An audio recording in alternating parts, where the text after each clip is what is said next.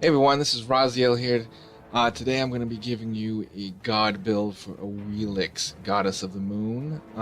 This again is just my build, totally subjective, will not fit everybody, but it has worked out for me. She is I guess you could call her my main god at the moment. In 3.6 is the patch we're currently on. Escape from the Underworld. I have over 730 kills, maybe. I'm halfway through Mastery Level 3, so I do a lot of damage and whatnot with this god in various game types. That being said, let's get right into it. First, we're gonna go into her her abilities. I'm gonna go over those first, and then we'll go over my build. And then maybe combos and whatnot. So let's get right into it. First, before I start, I'm going to say I'm using the Savage build on Xbox One.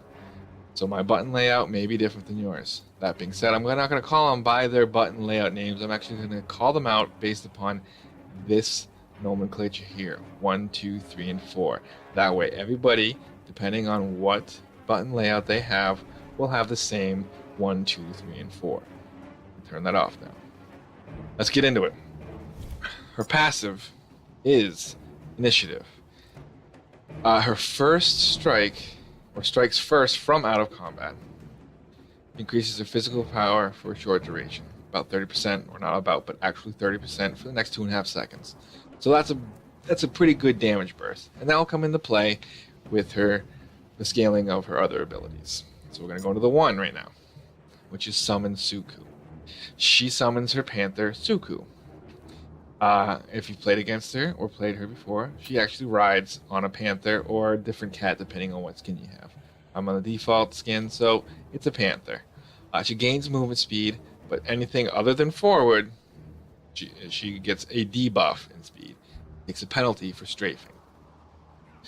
You can additionally hit the button again to leap off of Suku and do damage upon a target area, a little area of effect. You can hit multiple targets. Or if you want, you can just cancel the ability and you will not trigger the cooldown. So you could essentially, you'll still use the mana, just not trigger the cooldown. So you ride Suku from one place to the other. Instead of leaping, you just dismount, do your thing, mount right back up before the actual cooldown would have been, which is 15 seconds across the board. The damage increase, or the scaling for this, is 80% of your physical power. So obviously we're gonna go somewhat physical power items, plus her passive adds physical power, which will then additionally add to this scaling here. So, sorry, I got some allergies or something going on. We'll go on to number 2 of her abilities, is Feather Step. Now this is her step. This is her staple. I'm going to say this and her ultimate are the staple to Awilix. So she flips over her enemy within the last enemy she hit within 1.5 seconds, rooting them, crippling, and dealing damage as she flips over them.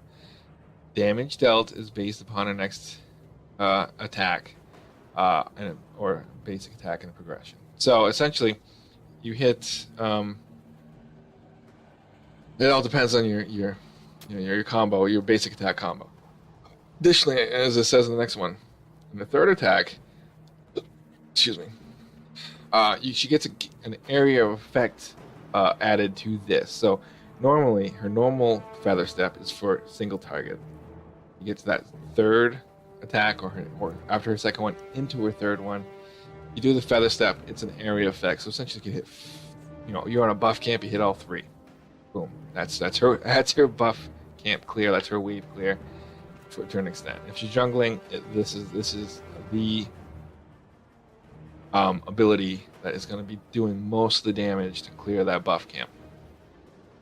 It's very good. It's also very annoying to enemy players when you're in front of them and all of a sudden you're behind them. And this is also set up for our ultimate, which we'll get into next, her 4. So our next ability here is Moonlight Charge. Looks like bowling. Some people call it bowling.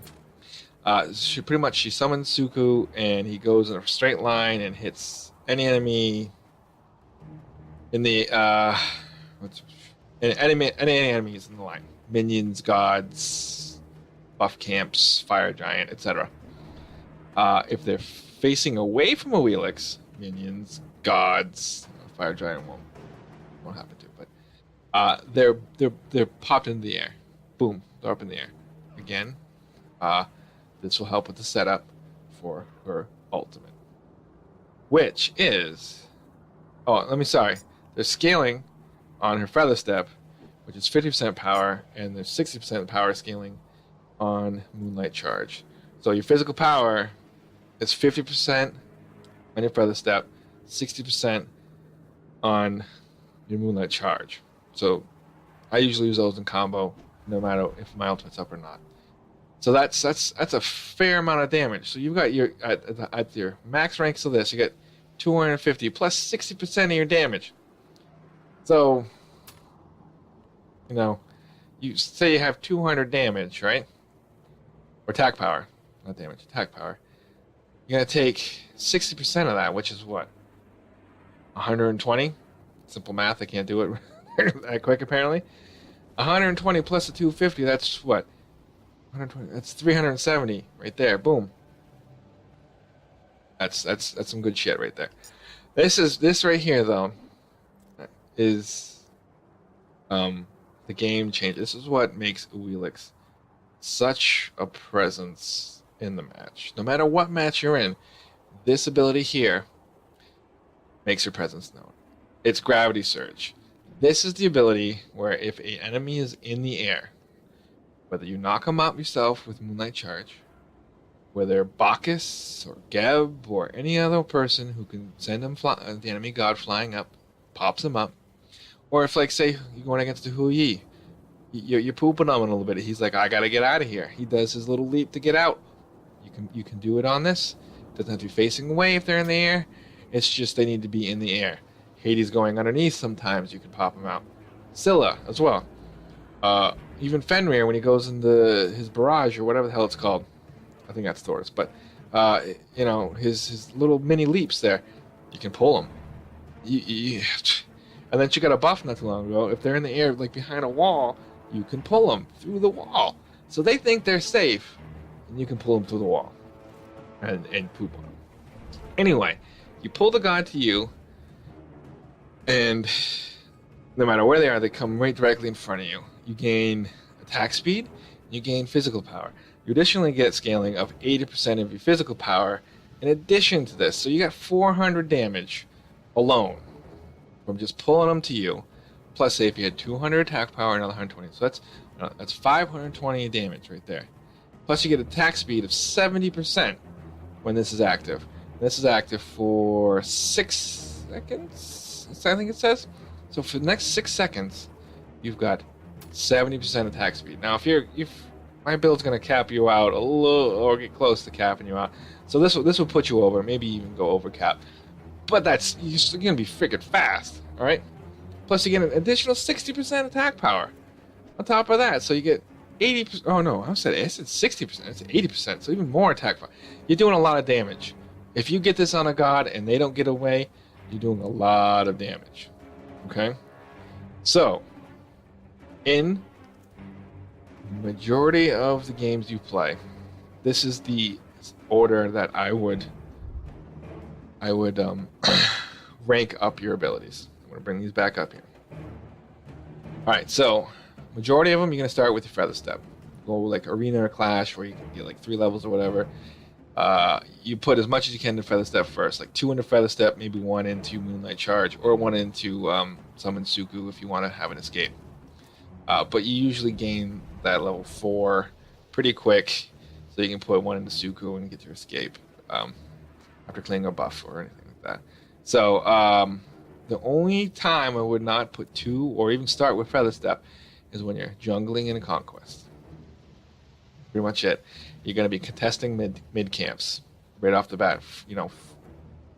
For minions spawn, you're going to be contesting those mid camps, because if the enemy team doesn't contest those mid camps, I'd put it in the Moonlight Charge as soon as they're not going to. So I would hold off on putting any points in any of these abilities until the mid camp spawn. So if the enemy team's not contesting, Moonlight Charge, Feather Step, put it in Feather Step, and get them. If they are contesting it, then put it in the Moonlight Charge. Let them attack. Let them pull. Let them attack. Let them do most of the damage, almost all the damage, and just bowl on freaking Suku down that lane and steal those mid camps from them. Piss them off, make them a little bit flustered. Go back in, hit a few things in the mid lane. Actually, you'd probably be going down to the blue buff. Oh, the red buff. Blue buff, yeah, because your solo lane will be with you. Okay, sorry. And then make it back to mid lane with your mid laner, and you're definitely probably level 2 by then, and put in the Feather Step. And then, so besides that scenario alone, always go Feather Step first. When you have the option, put everything in Feather Step. Once Feather Step is no longer available because you maxed it out per that level, or you just maxed it on general, put it in Moonlight Charge, the bowling. Unless Moonlight Charge. When Moonlight Charge is no longer available, or you max it out, put it into Summon Suku. So 2, always first, then 3, then 1, and then 4 to finish it up. That's because 4, it's going to be on cooldown.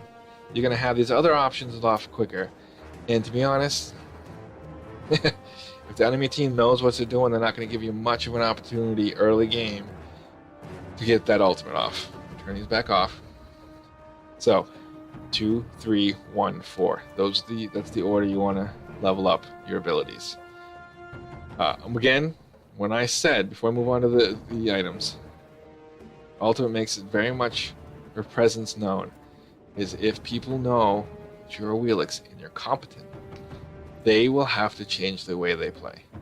They will go out of their way to make it so they don't turn their back on you. They know as soon as they turn their back on you, you're gonna pop them in the air, you're gonna pull them to them, and you're gonna burn them down. You can 100 to 0 squishies, especially like that. Even tanks, depending on what item build you have and how far ahead you are, take them out pretty damn quick. I've burnt an Odin down, no problem. Sylvanas might have gotten away, a Geb or 2, but you do a lot of in squishies, it's over. Yeah. So they have to change the way they play based upon you playing against them. That is one of the. I play aggressive with her, and I just love it when I come up into the lane. They see me and they back up. They don't turn around. They back up. They can't use their escape if they're Hu Yi, and they're not going to leap. If they do leap, I'm pulling them down and taking them out. It's that simple. All right, I'm going to move on to items. First, we'll start with the relics again. Again, it's always situational. It's always based on how you want to play. Depending, if they have an Ares, Xingtian, anyone with any kind of CC that's going to annoy the piss out of you, you're going to buy Purification. Plain and simple. You can additionally, you want to stay in lane in the game a little bit longer, and not the game, but stay out of the fountain a little bit longer. Get meditation. You want to be a major initiator, you get blink, so you don't have to use your Suku to dive in. You just blink in from the side lane, do your kit, and run away for a little bit. That's that. Or you could always go Frenzy. Frenzy's always great, especially against objectives, especially against fire giants, especially against enemy team fights. It's late in the game, yada yada yada. Let's do this. Or you can even go just straight up, not teleport, Sanctuary. They got a Zeus on their team. They got a Nuwa. They got Vulcan. Pretty much any mage who's a pain in the ass. You know it's coming. You just pop Sanctuary, and their ability to do that extra damage to clean you up is gone. So just for SMGs, we're gonna go Sanctuary to keep me in lane a little bit longer, and then we're gonna pull Frenzy for late game shenanigans. All right, so Again, assault's going to be different depending on your team comp going against. You might want to go with some defense first. But this build is going to be pretty much what I pull for Arena and pretty much what I pull for Conquest, Joust, although I don't use it that much in Joust, Clash, you know, if you get her in Assault. Just based on physical power, you know, I read off those scaling, you know, 80%, 50%, even 50% is not too bad, 60%. So I always go Warrior Tabby first. Starting off, depending on what you have, you're going to be stuck with Boots 2, and then a few potions. You can get the mana buff, like in Clash or something, then you're fine. If not, you've got potentially your Meditation, if they don't have anything annoying on the other team where you need Sanctuary or Purification. And so you finish off Boots. I usually go next into Jotunes. These are the 2 starter items, or base items. Oh, I'm sorry. Conquest obviously going to get Bumba's Mask. You need that. It's just the staple a jungler build, item. Bumba's Mask. Jotunes would be next. It gives you that physical power. She's very mana hungry. I mean, I'm level 20 right now, so I got 11,000, but starting out, you got like a couple hundred mana. Excuse me. So it gives you another 150 mana, plus it gives you a little bit of penetration, which is always good. Those tankies, and it gives you the cooldown reduction. This next item is up for debate. Now, I'm going to tell you what my normal build is essentially pretty close to my Hunter normal build. So I'm going to go with my normal build and then tell you what you can probably switch up after this. Depending on how team intensive, and you know what, I think I'm just going to put this in my normal build to begin with, because it's a decent item, no matter what. At this point, I'm going to run Transcendence, because the way I play is more of a auto attack kind of thing, less than a ability based. What the hell button am I hitting over here? Alright, ability based god. Some people just get in, get out. I like to get in and burn and then get out. I stay around a little bit longer than some people do. Some people put a full kit in and just destroy. I put my full kit in and finish it up a few other people potentially. And then get the hell out of there. And this is why, you know, I'm averaging probably 20 kills a game, depending on the game mode. In Clash, I'm wiping some people across the floor. I'm not bragging. I'm just having a lot of fun with her, so I'm sorry if that sounded a little cocky. So Transcendence, you know, it gives you that extra mana. It gives you a little bit of MP5. Not really going to make that much of a difference. But it gives you that little bit of extra, or that extra mana you need. More physical power, plus additional physical power based upon that mana that you get. Then, I go straight up into Aussie. At this point, you know, I'm going auto attack. I'm going to get that physical lifesteal. I'm going to get that attack speed. And I'm going to get that more pen. So I've gotten pen from Jotunes. I've gotten penetration from Aussie right here. Right? So my physical damage power is doing pretty good. What's my physical power at now? Let's see, we are at 205 already. Not too bad. Additionally, you'll get additional more from your Transcendent stacks as well. And you're getting lifesteal. And you're starting to hit a lot faster now. As soon as Aussie's done, I go into kin size.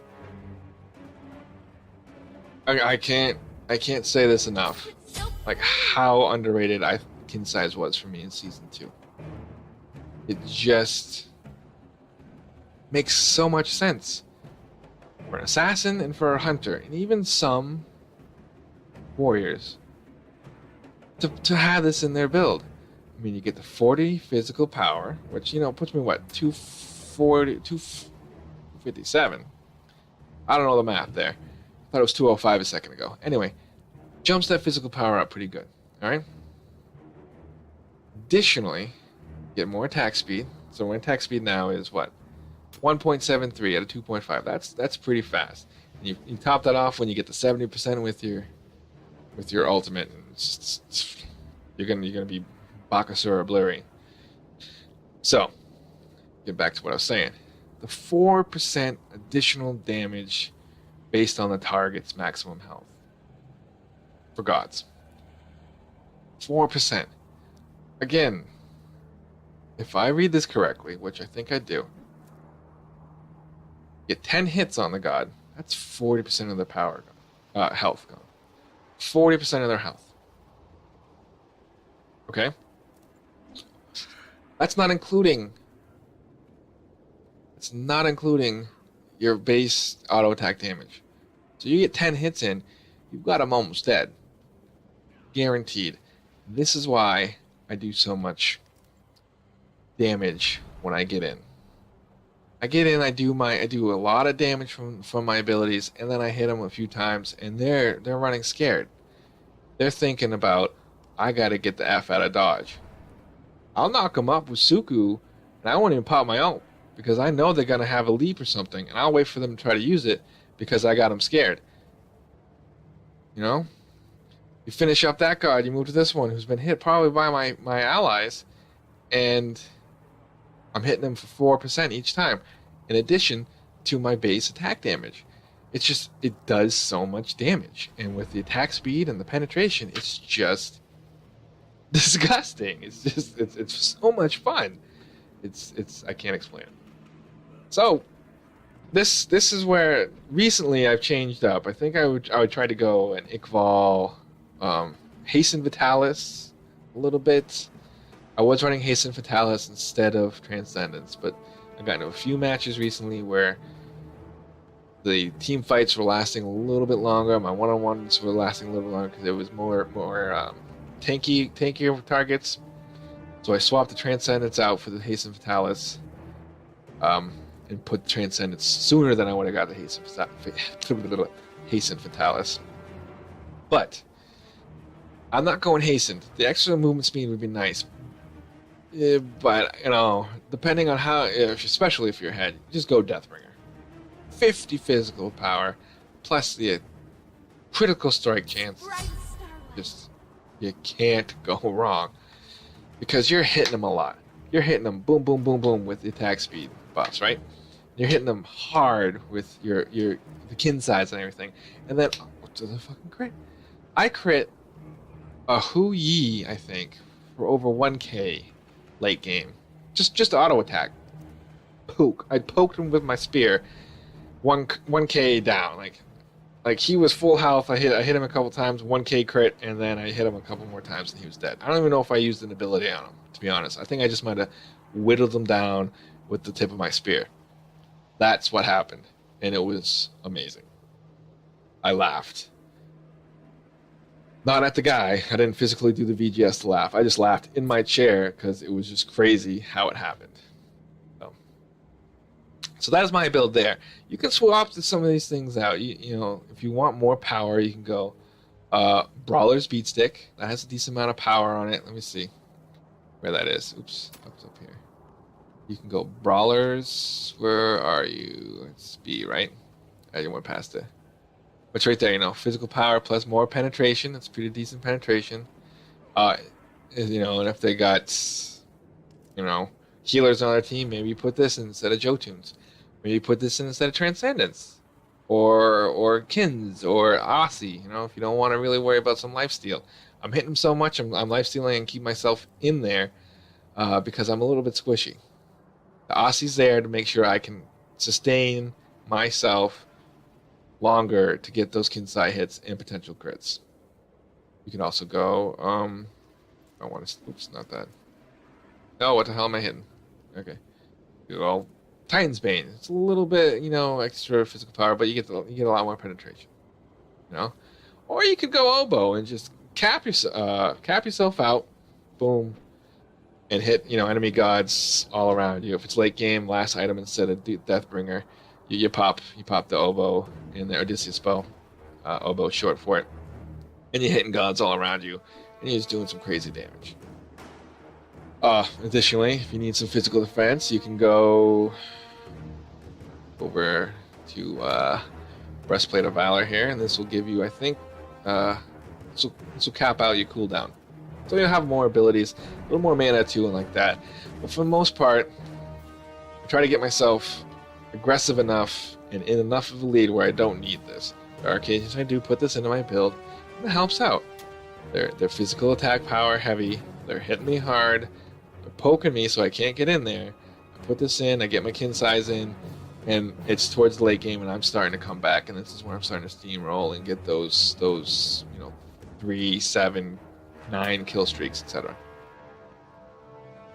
Again, everything situational. You could go different defense, you could use Hylinean if you're going against an Arachne, just to make sure you're getting that little extra damage back at her. I've had Arachnes burn me down, so I put the Hylinean on to help me sustain a little bit longer because she was lifestealing the shit out of me. So that's that. That's what my build is. Take it with a grain of salt. Hope it works for you like it's worked for me. It's been working pretty damn good. Now I'm gonna go with my combos, my methods of attack, or my kit. I don't know what the hell I'm trying to say. I haven't figured out the correct term for this yet. All right, so let's just do attacks. 428, 320. Oh shit, that was over 1,000 right there. So look at the floor. You see small circle, and then the big circle. That's feather step. I got to cool down on it, but so you can see with some of these crits, I'm doing a lot. I'm attacking pretty fast. And then feather step there. So if I hit with the small, wait for the cooldown again. If I just hit with the small cooldown here, small circle, that's just one target, right? When it's a large circle, I hit everyone in that circle. And we'll do it again here. 1, 2, there we go. See, so that pretty much outside of that circle right there, any gods or minions or whatever within that circle would get hit with my feather step. Okay. So let's see, I'm gonna do a moonlight charge here. So I'm gonna send Suku down. This god, he's facing me. Odin's facing me right now. So I just hit him 433. I sent the cat down there, and I'll try to go over the minion camps before I finish. And I hit everybody there, right?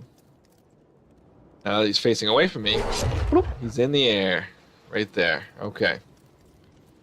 That means that's a setup. The setup for my ultimate. Now Suku, right here. That circle there is if I wanted to leap. Now look, here's my strafe penalty. I'm pretty damn slow. Backing up, not too bad. But strafing left and right is pretty slow. And going forward is pretty fast. Let's just go to a minion camp here so we can see our minion wave. You can see that I hit multiples. Alright, we're going to have to wait for this. I just canceled there. And that was me just dismounting. So I didn't lose the cooldown. Alright, minions, where are you? Alright, here they come. See, there's multiples coming through. I'm actually going to come behind, I think. So we can see them. Go up. And I would also hit them too, but then we get back on Suku over here, and we're gonna go back over to the Odins. I'll do my combos. See if I can do the combo. Actually, I'll probably I'll do it on Ra. Okay. So depending on the situation, I usually just walk up. If you want to blink in, you can. If you want to ride Suku in, you can.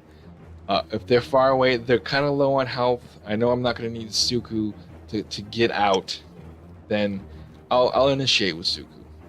Usually I save my 1 to get out after I've done the damage, after I've gotten the kill, and his friends have realized that I'm there and converge on me. So I'm actually just going to walk up to him here because he's not going to do anything until I attack him. But that's usually I walk up, sneak up, I'll ride Suko as close as I can and dismount and then do my kit. I'll either attack a couple times, use right on here, attack a couple times, backflip, knock up, and then try to use my my ultimate. I'm gonna use my ultimate on Ra, and then follow up with a couple attacks there, and then ride Suko out. So we're gonna try that right here. Hopefully I don't burn this freaking Ra too quick. So here we go. Yeah, okay, he's coming at me. He ulted me. you son of a bitch. Alright, so he's out here. Ready? 1, up, over. Oh! You son of a bitch! Damn, he's good. Alright, we're gonna get you. Ready? Ready? I'm gonna hit you with the 1-2 combo here. If I can. Oh, he ran away. Alright, so I have to kill him now, and since he's AI, he's turning way too quick. So, we'll use it on the Odin. Hopefully he's dumb enough to not get me. Alright. 1, 2, up, over. So, that would've knocked him into me. And you saw how fast I did. Because he's a stupid bot, he didn't get sucked up into me. And since Ra is AI, he turns like on a dime. Most players will not turn that fastly. I'm going to say pro players might be able to. Most players won't. So as soon as you feather step behind them and knock them up with your Moonlight charge, your bowling, you pop that. They could be running away. You pop it. So I hope that helps.